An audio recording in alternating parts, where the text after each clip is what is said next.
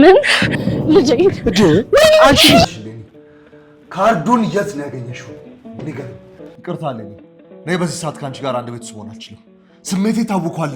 ለምን ጮህብኝም ብታስፈራራኝም እውነታውን አትቀይረውም። አደራ እኔ እዛ ስሄድ እማማና ልጄን እየተከታተልክ የምትነግረኝ አንተ።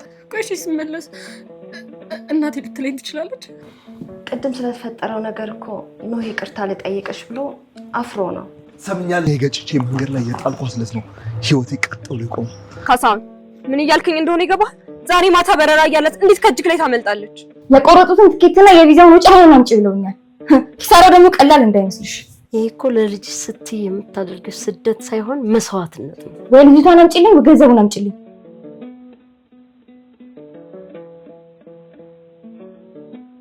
ሰው ልብ ሲሰበር ነው የበደለውን መካስ የሚያስደስት።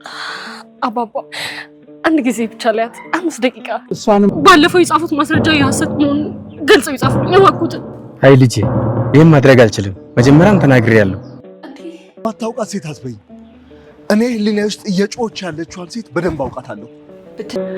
የመጣሁበትን አስታወስኩኝ ዶክተር።